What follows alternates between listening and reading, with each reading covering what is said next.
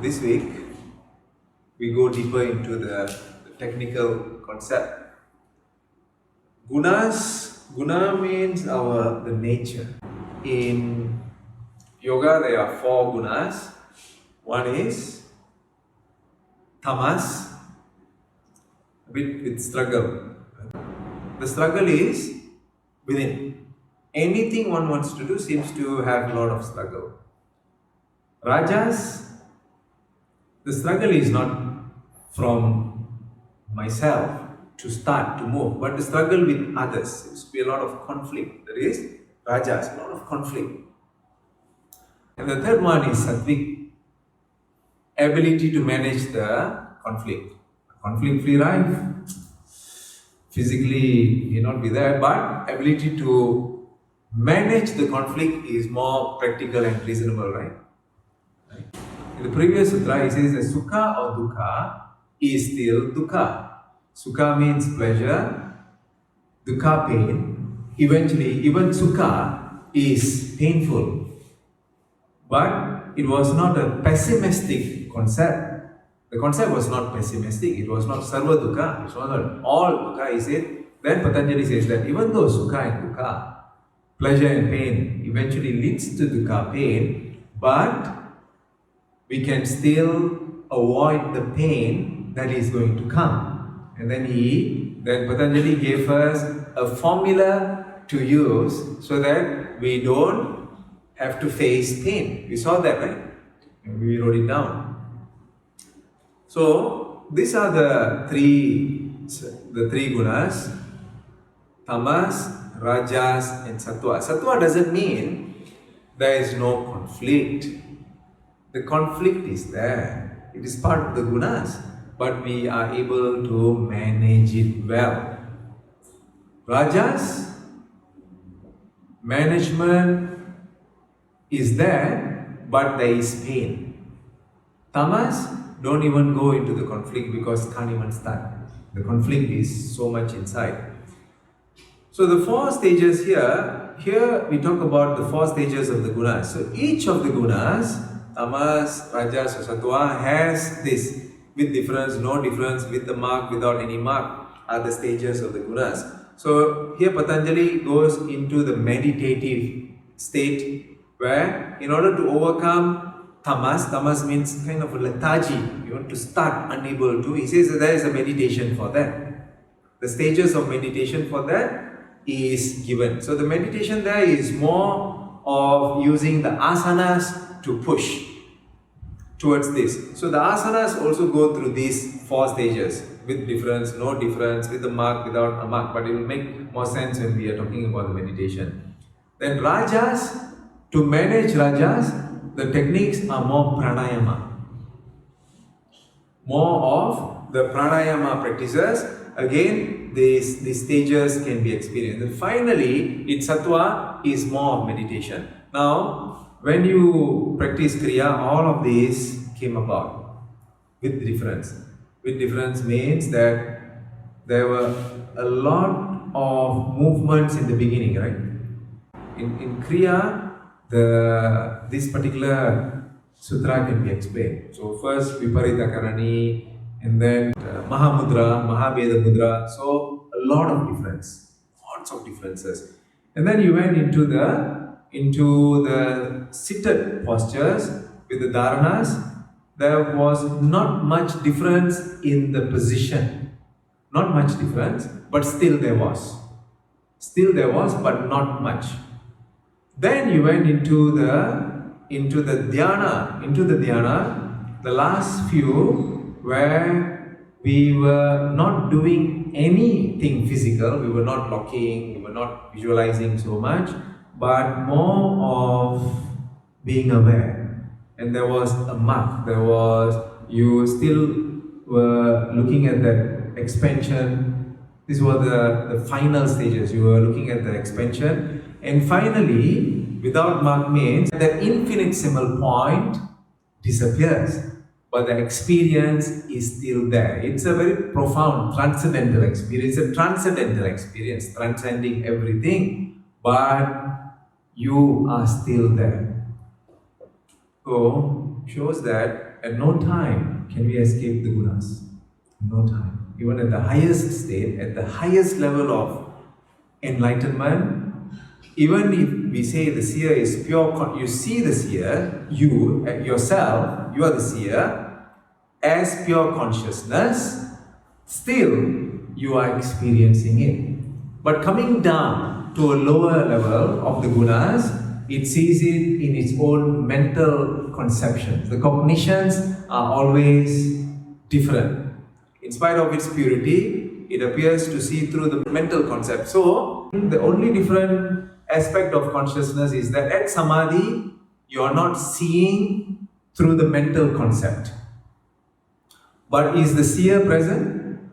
The seer is present. The mental concepts don't have. There are no mental concepts, it's just pure experience. So in all times, the seer is present. What we need to understand is that at that point, there is freedom from the conditionings, which means freedom from the gunas. Coming back, we still have to face the gunas, because the concepts continue to come. So absolute enlightenment in the physical body, if we look at this concept, is not possible. It is not also needed. You don't need absolute. Absolute liberation does not exist because the karma still accrue. You still accumulate the karma, but it is burnt and scorched at that moment.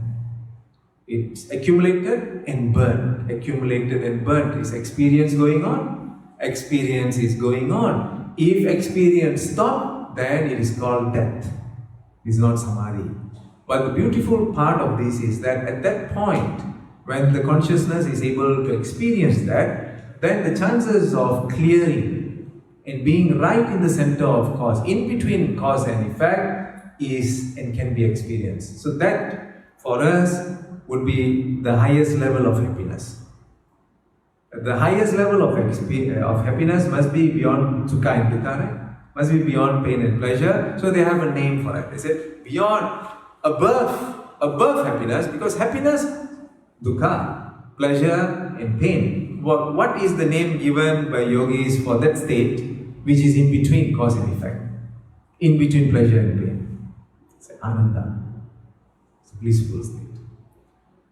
So which means, in the whole journey of life, Prakriti nature seems to be is for you. The question of renunciation does not at all come into the context of yoga. Embracing, overcoming. Acknowledging, overcoming. Without boga, there is no yoga. Right?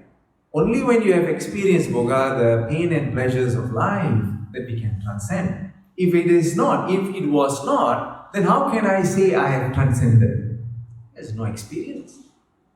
So sometimes we feel pain and we want to run away from pain, but when we see and confront, we can overcome. The more we run, the more it comes, because it's nature.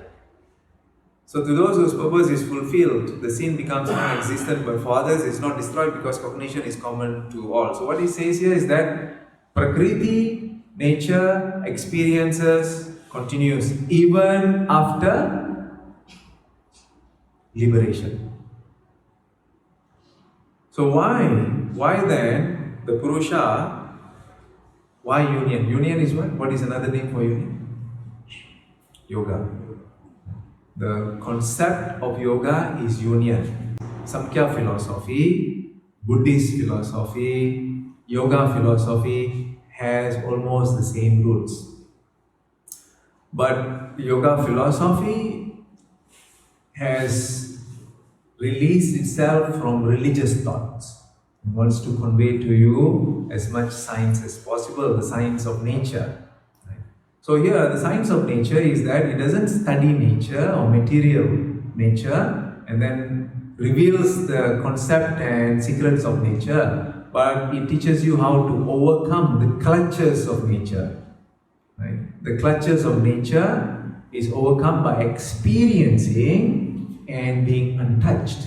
So the union has to provide you an opportunity to live beyond the attachment. So, do we want to experience the attachment? first and then go beyond it or avoid the attachment.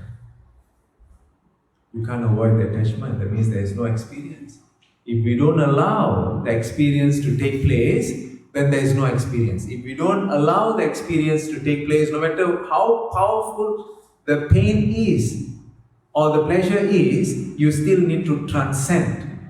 Experience and transcending, it does not have any influence or hold over you. No more, you have already mastered it. It is a pure experience. No more thinking about it from a very base view. So it is an experience, but the experience is stretched to the maximum. To stretch it to the maximum, one has to be trained. If one is not trained, then one gets caught in it. Then it becomes bondage. So Prakriti, we cannot test Prakriti. We have to be very aware of its power. Slowly we move towards the experience. The experience is real, it's not test. But if it happens, what happens? You transcend. So, if the union clutches you, doesn't give you liberation, it's only due to lack of knowledge, that's it. Remember avidya, we spoke in the beginning? Avidya is the cause of all the issues that we have that brings so much of pain. But avidya in pain is ignorance. Vidya in pain is transcendence. Avidya in pleasure is still pain. Remember in the previous sutra? Sukha in dukkha is still dukkha. That means the pleasure is seen as pain when there is avidya, when there is knowledge, when there is no knowledge. But if that pleasure does not have its clutches on you but gives you liberation, then avoidance of future pain. Can we relate it to the previous sutra? Thank you. Namaskar.